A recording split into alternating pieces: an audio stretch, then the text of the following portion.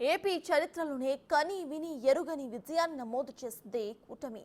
ఎన్నికల్లో ప్రజలు ఇచ్చిన విస్పష్ట తీర్పుతో వైసీపీకి చుక్కలు కనిపించాయి. ఫలితాల్లో ఆ పార్టీ కనీస స్థాయిలో ప్రభావం చూపలేకపోయింది. ఊహించని రీతిలో కూటమి కొట్టిన దెబ్బకు ఫ్యాన్ పార్టీ అడ్రస్సే గల్లంతైపోయింది. గత ఎన్నికల్లో 151 సీట్లు గెలిచిన వైసీపీ ఈసారి సింగిల్ డిజిట్కే సర్దుకుపోయింది. అంటే మంత్రుల్లో పెద్దిరెడ్డి తప్ప మిగతా వారంతా కూడా ఘోర ఓటమిని చవిచూడటం చర్చనీయాంశంగా మారింది. మంత్రులతో పాటు కొందరు సీనియర్స్ వారసులకు కూడా ఈ ఎన్నికలు చేదు అనుభవాన్ని మిగిల్చాయి.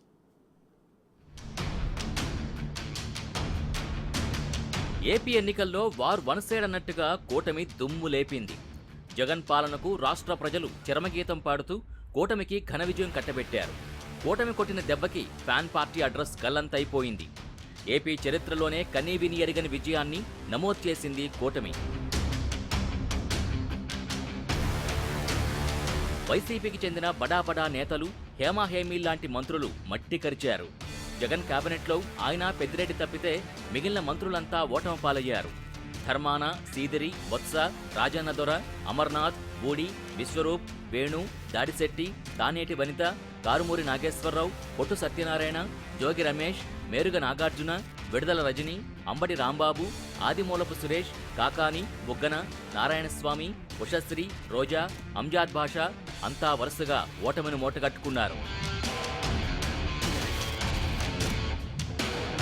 ఉత్తరాంధ్రలో బొత్స, ధర్మాన లాంటి అగ్రనేతల నుంచి గుడివాడలో మాజీ మంత్రి కొడాలి నాని లాంటి వాళ్లంతా మట్టి కరిచారు. ఇక ప్రకాశం, నెల్లూరు, రాయలసీమల్లోని వైసీపీ సీనియర్ నేతలు, మంత్రులుగా పనిచేసిన వాళ్లు ఓటమి గాలిలో కొట్టుకుపోయారు. ఈ అనూహ్య విజయంతో అత్యధిక సీట్లతో ప్రభుత్వం ఏర్పాటు చేయబోయే కూటమి వైసీపీకి ప్రతిపక్ష హోదా కూడా లేకుండా చేసి చరిత్ర సృష్టించింది. దాంతోపాటు ఎన్డీఏ కూటమిలో రెండో అతిపెద్ద పార్టీగా అవతరించి కేంద్రంలో కూడా చక్రం తిప్పడానికి రెడీ అయ్యారు టీడీపీ అధినేత చంద్రబాబు. ఈ ఫలితాలు వైసీపీ సీనియర్లకు మాత్రమే కాక వారిలోని కొందరి వారసులకు కూడా పెద్ద షాక్ ఇచ్చాయి. తమ వారసుల్ని రాజకీయాల్లోకి దింపి గెలిపించుకోవాలని వారు చేసిన ప్రయత్నాలు ఫలించలేదు. తొలిసారి ఎన్నికల బరిలో నిలిచిన వారు కూటమి సునామీలో కొట్టుకుపోయారు.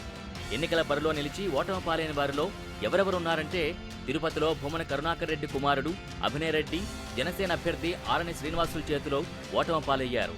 చంద్రగిరిలో చెవిరెడ్డి భాస్కర్ రెడ్డి కుమారుడు మోహిత్ రెడ్డి ఓటమి పాలయ్యారు. మచిలీపట్నంలో పేర్ని నాని కుమారుడు పేర్ని కృష్ణమూర్తి ఓటమి పాలయ్యారు. గంగాధర నెల్లూరు నియోజకవర్గంలో నారాయణస్వామి కుమార్తె కృపాలక్ష్మి ఓటమి పాలయ్యారు. ఇక ఏపీలో 8 జిల్లాల్లో వైసీపీ అసలు ఖాతా తెరవలేకపోయింది. ఆ జిల్లాల్లో ఒక్క అసెంబ్లీ సీటు కూడా గెలవలేకపోయింది. శ్రీకాకుళం, విజయనగరం, తూర్పుగోదావరి, పశ్చిమ గోదావరి, కృష్ణా, గుంటూరు, నెల్లూరు, అనంతపురం జిల్లాల్లో ఫ్యాన్ పార్టీ అడ్రస్ కనిపించలేదు. ఆ 8 జిల్లాల్లో కూటమి స్వీప్ చేసింది. కూటమి ప్రభంజనం ముందు వైసీపీ నిలవలేకపోయింది. అలానే ప్రకాశం, నెల్లూరు జిల్లాలతో పాటు రాయలసీమలోని ఉమ్మడి 4 జిల్లాల్లో కూడా వైసీపీ ఘోర పరాజయం పాలైంది.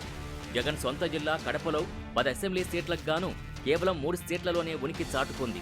కంచుకోట లాంటి రాయలసీమలో కూడా ఫ్యాన్ పార్టీ కుప్పకూలిపోయిందంటే కూటమి ప్రభంజనం ఏ స్థాయిలో ఉందో అర్థం చేసుకోవచ్చు.